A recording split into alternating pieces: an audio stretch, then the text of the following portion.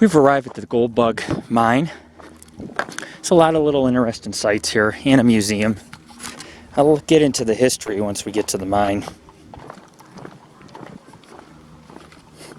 It's pretty country back here. Nice and cool. The Gold Bug mine. I can give myself a tour. Good thing for the helmet. I just whacked my head full force, man. Good thing for the helmet. Cave or mine?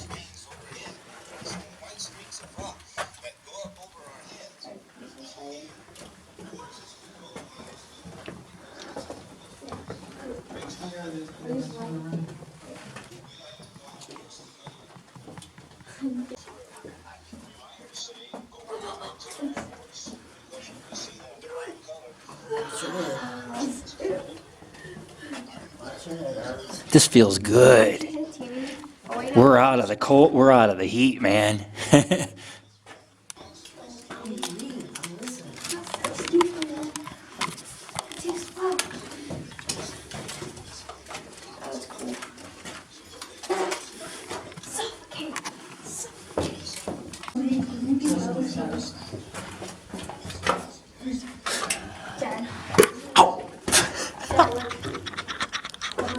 I think I just broke the helmet.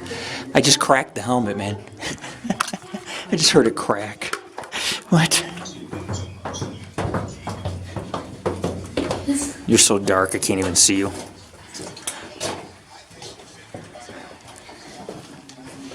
The ore car.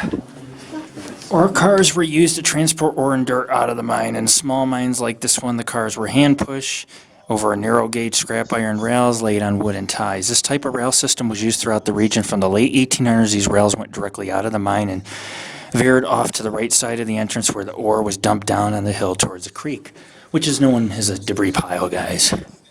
Pretty cool. The Joshua Hendy Stamp Mill. I don't really know anything about this, but I could tell you that besides Coloma, one of the biggest gold discoveries was made here in Placerville. And this mine, the Gold Bug Mine, Priest Mine, the Hendy Stamp Mill, was a part of one of the second biggest gold discoveries in California.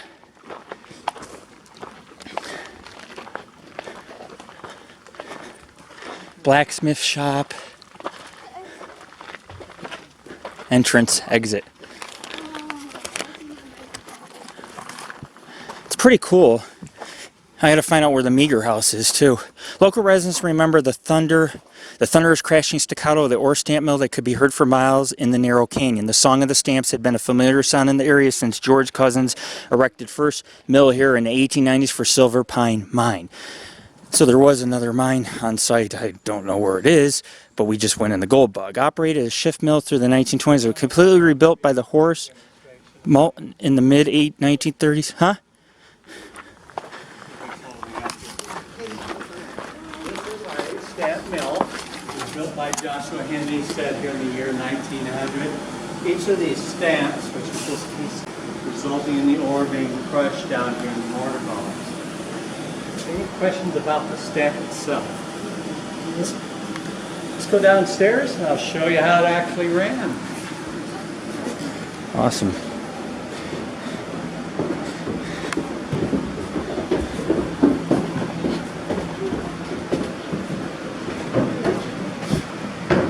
Wow, look at that old pistol. The mystery mine. You know what I mean. Sorry, I'm just tired. Nice shotgun. Well, this bottle is about 1/4 the size of the real one. This was made by a senior here at our high school. His name was Henry Garcia. You ready? Here we go.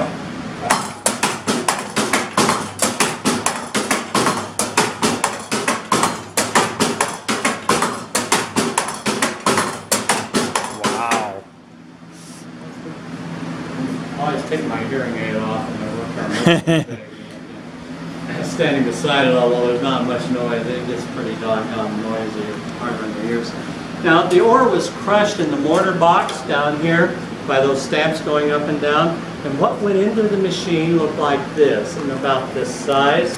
But what came out of the machine was a powder, as fine as baby powder. And to that powder they added water to make a slurry, and the slurry then ran out these filters and down onto the amalgamation tables. Now the top of the table was copper, and onto that copper they would add mercury. Just a sec. Folks, why don't you come on in this door here? Come in this door.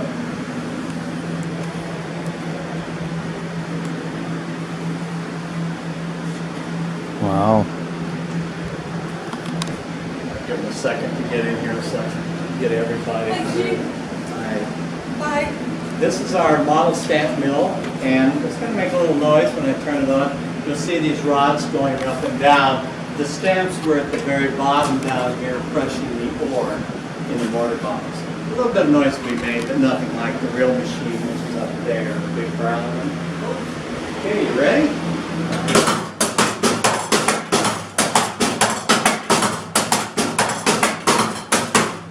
So the ore went into the machine. It's about this size, and what came out was a powder as fine as baby powder that they added water to and made a slurry. That came out these filters and ran over the amalgamation tables.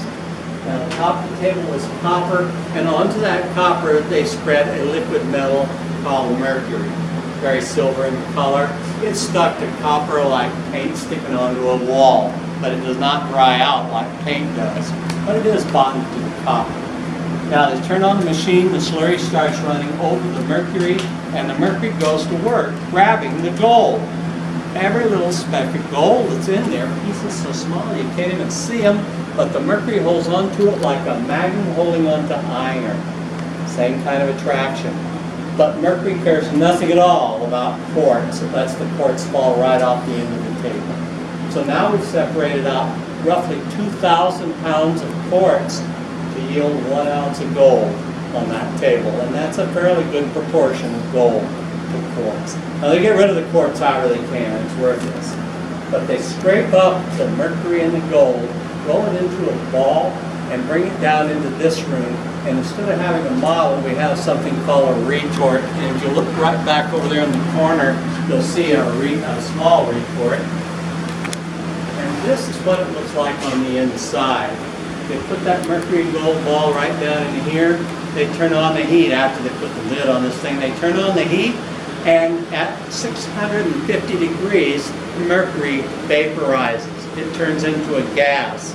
That gas goes down the pipe, and on the outside of the pipe they have cold water circulating to cool that mercury vapor down and condense it back to liquid mercury.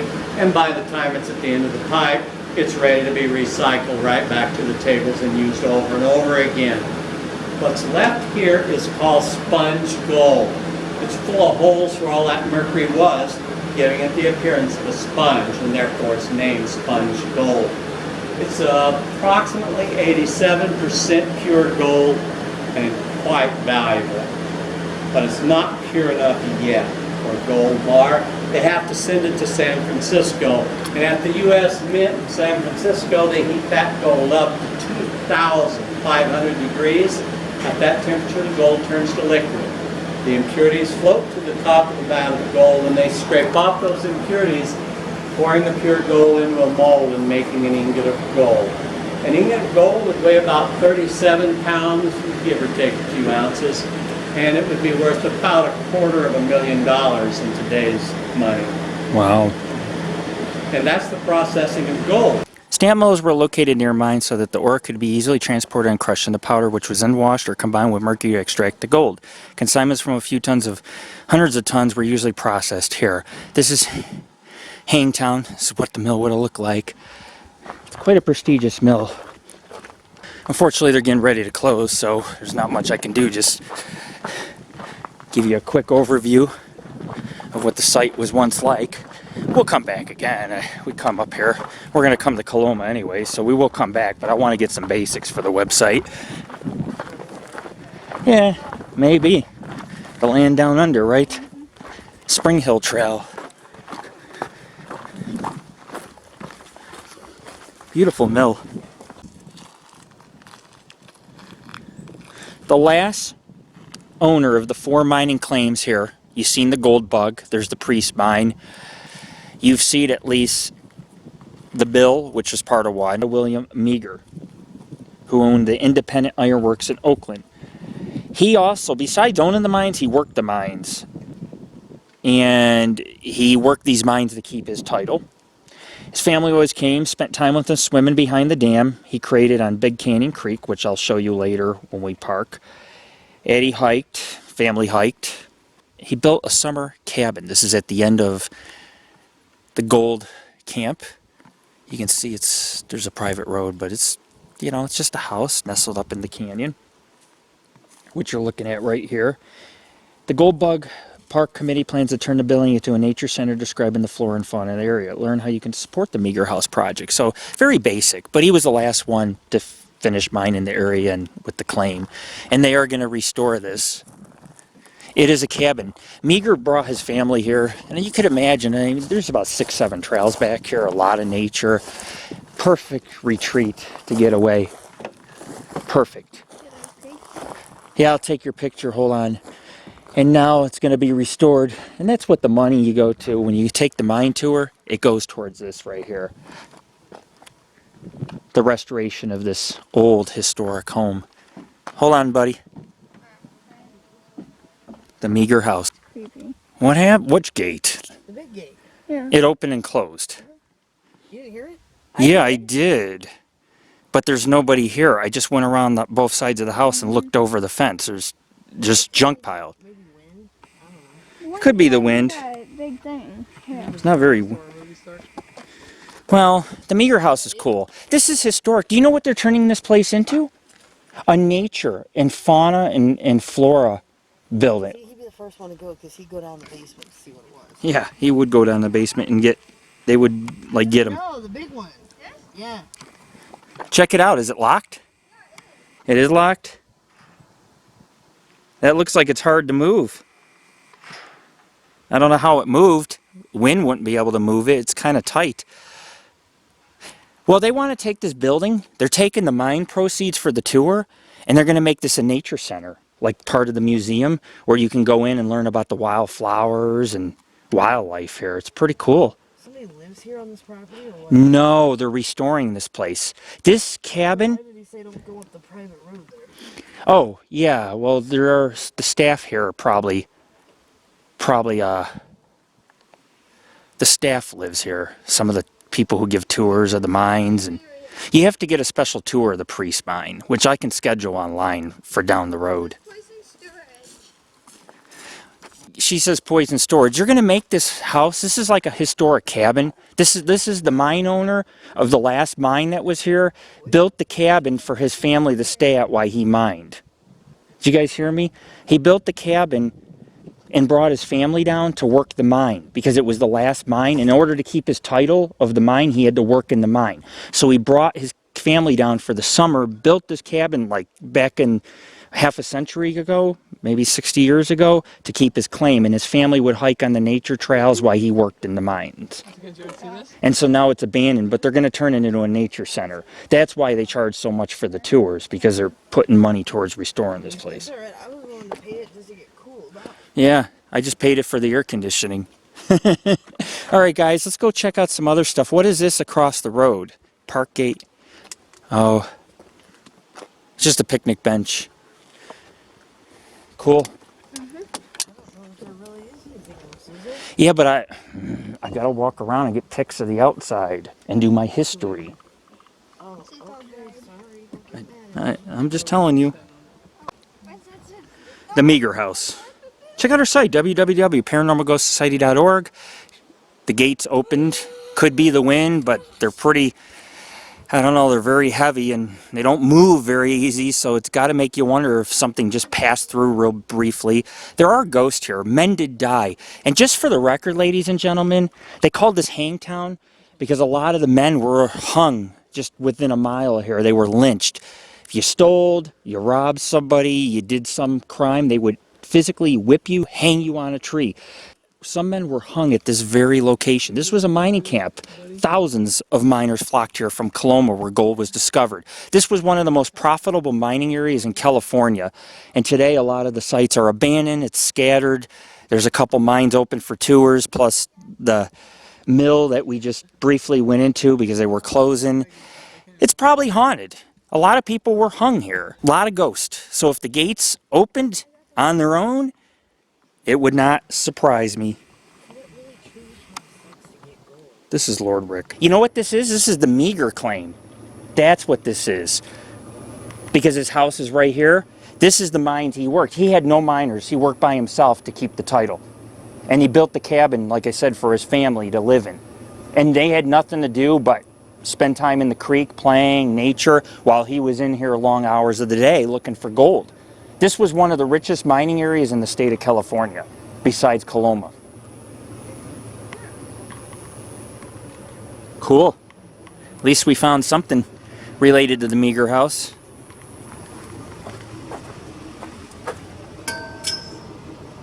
Oh yeah, that's awesome. The Meagher mine. Of course, it's probably not the name of his mine, but he did own the title to it. Meagher's children had played near the dam. From what I've read, he was responsible for the building of this sluice and dam. But his children would play in the creek, and of course the creek used to flow heavily in this big, it's called Big Canyon. Back in the day, it no longer hardly flows due to drought, but at one time it was a magnificent lush site. This mining camp that you see was called Hangtown. I'm going to come down here, get a closer look. There's some plaques, and then I'll talk about the history more in depth, but I wanted to show you the dam up close. Now this is a museum and historic site.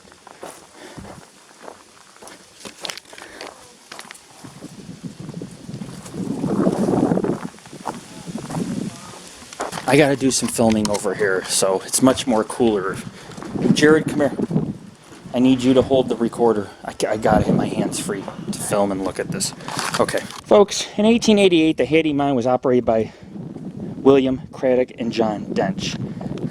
Actually, let me tell you about something. Did you know that the Gold Bug Park has nearly 100 years of gold mining history? The 61 acres of the park, 6 mining claims. Now this says 6. Another historic plaque says 4. I don't know. Some of the richest deposits of mother lode were found in this area. During the 1 week of the summer of 1848, 3 men extracted 17,000 gold when it was valued $16 to $19 an ounce. By 1852, however, all the hardiest miners had disappeared along with the easy pickings along this creek. Hard rock mining began in the hillsides in the late 1800s, peaking during the Depression but continuing until World War II. In 1965, the city of Placerville acquired the property from the BLM and developed into park. Today, Gold Bug Park Development Committee carries on restoration effort, and the park has been placed in the National Register of Historic Places. Gold Bug Park is significant because it's a perfect example of a typical neighborhood mining area. A small hard rock mine, a working ore stamp mill, and hundreds of prospecting holes and evidence of water supply ditches can be found all within the park's boundaries. We've been up on the ridge above the park, and we found mining remnants, and you could tell mining's been done all over here. Now, you've seen by 1852, most of the miners from Coloma had left the area after they thought they had extracted most of the gold. William Craddock and John Dench named their first mine in 1888 the Hattie, named after Craddock's eldest daughter. It was first established across the canyon. However, it played out. The large vein structures were noted on the south side of the canyon. New drift was started. I'm not sure about the gold bug mine history. John McKay took over in 1926, found a new vein. Like I said, there was 4 to 6 claims here. Look at this, rent through at $2 an hour. This is pretty cool. Oh, look. Oh, birds. Nobody knows how much gold was extracted from this area. This is, you can actually do some gold panning right here. It's pretty cool. Runs off from the hills back into these wood, there's a chute into these wood, I call more bins or sluice, and then you reach in there and you pan the fine dirt for gold flakes. Meagher came along later. This is a big gold camp. You have to understand, Hangtown, which is now today Placerville, originated here. This was the third most profitable area during the gold rush. It's so close to Coloma, where gold was discovered in California. It's such a wonderful site. It's very important to check it out. People don't understand that we're more than just about ghosts. We're also about history. And you have an old wheel. Oh man, it's iron. It's massive. Could have been used on a giant ox wagon. Who knows? Could have been used in the mill. I've seen these things where they put belts around them where gold bug park is. This is actually where the stream is. In the gold rush, you had miners working along it, extracting gold. The discovery in Coloma was 1848, about 8 miles away. And then they flocked to Big Canyon Creek, which was here, very rich in gold. They said that they could just pluck the gold from the streams. Not anymore. It's overgrown and the creek no longer flows. It's all been extracted.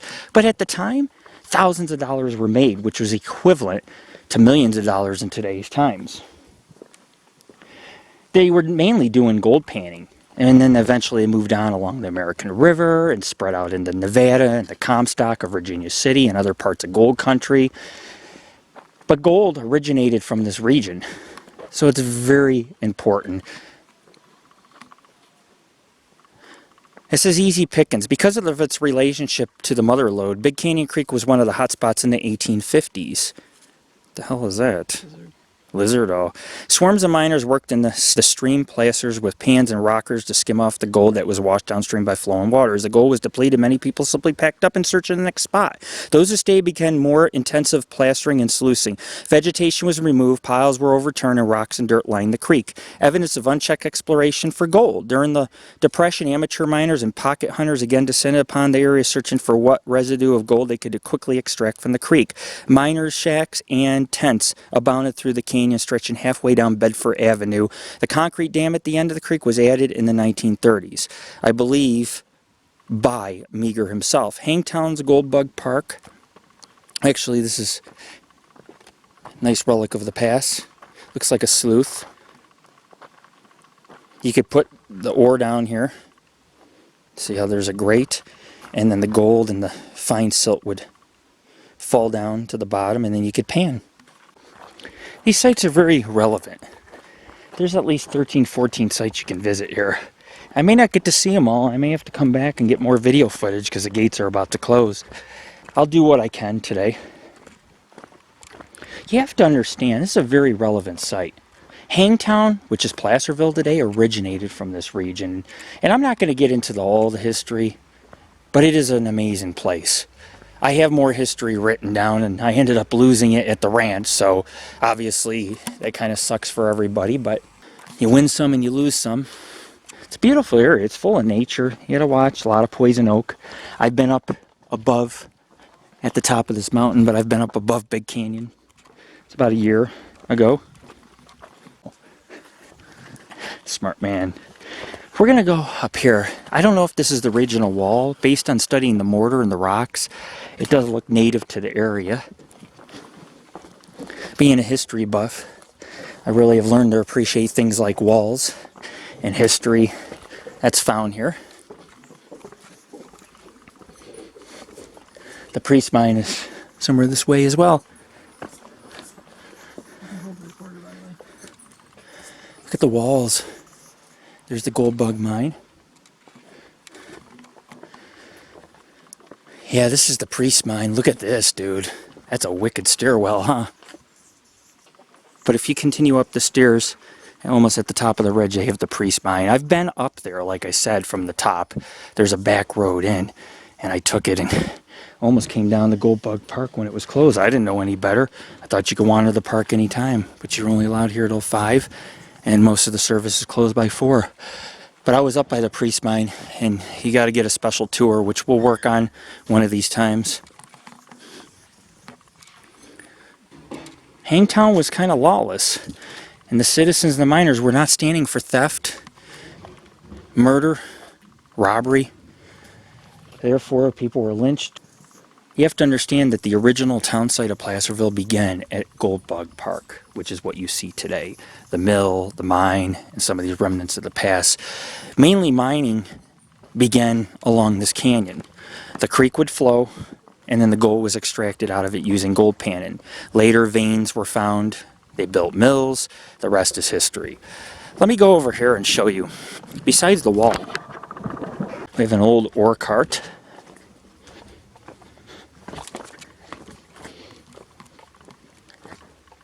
Gold bug. This is a history of the gold bug, which I didn't get into because I was in a hurry to see the mill. Thankfully, I made it just as they were closing. The gold bill is like the thousands of small mines that once dotted the Sierra foothills. Surprisingly enough, most of the digging in this mine occurred between the 1920s and 30s and not during the gold rush. Mines like this were worked by small partnerships of men with little money, equipment, and former knowledge of geology and mining. Kind of like Meagher. I took you to the Meagher mine. It was his mine. He worked it himself, while his family stayed during the summer. Just a small little operation. Mines like this were worked using picks, shovels, anti-blasting powder. The miners took what could be easily removed from their rich quartz veins. Like other neighborhood mines, work on the gold bug was spotty at best. The owners often had jobs so they worked the mines just enough to maintain their claims. Even then, claim ownership and names change almost as frequently as the seasons. The gold bug claim had many owners over its lifespan and was once named Hattie, after the daughter of one of the original owners, William Craddock. The name gold bug was used from 1924 to 1942 when the mine was permanently closed due to World War II. Despite the war, mining still continued during the war. You have to understand that we needed these precious metals for the soldiers, the military, to build ships, planes, parts that go in this military weaponry. So mines were like this were very relevant through the war, but this one closed due to World War II. Some men were shipped off to war, other men, the economy was so poor, other men just couldn't make it. While Meagher's mine stayed open, I think it was more of a personal investment rather than for the war cause. But this is what it is. We hope you enjoy it. I was in the mine. It went a few hundred feet back.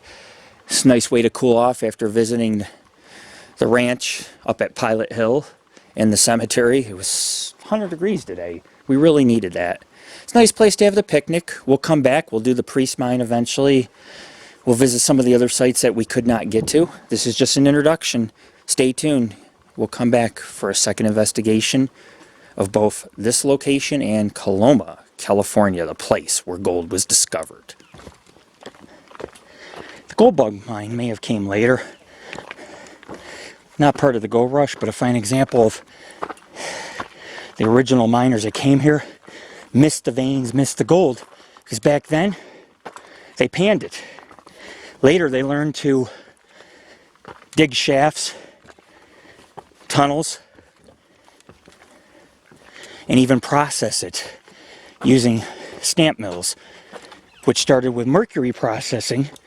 Later they used cyanide processing in the later 1800s. Whew. Wow. This mine's way up here. Here it is.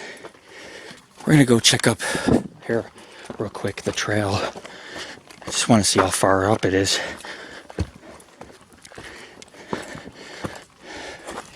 Cool.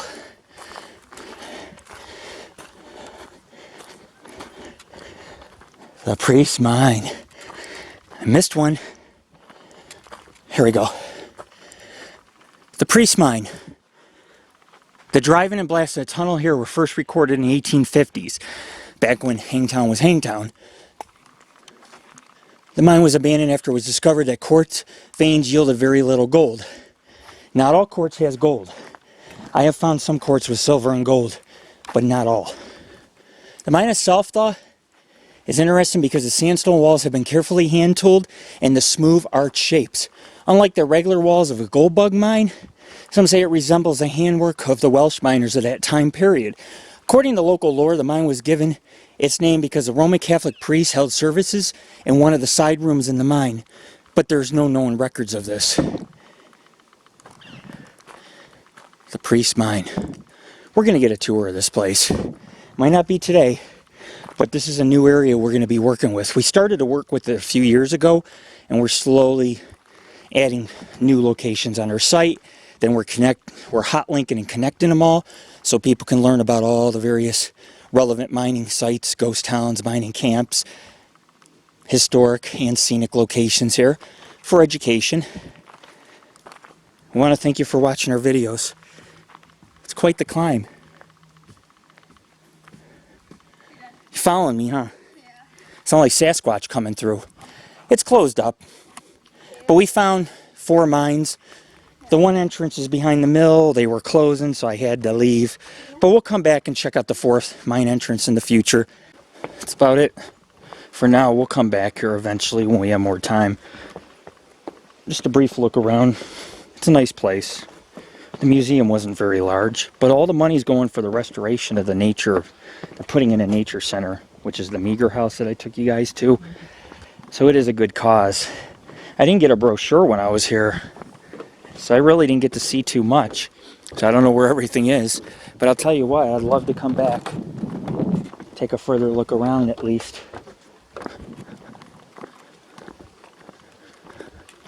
It's pretty awesome. The creek don't flow today.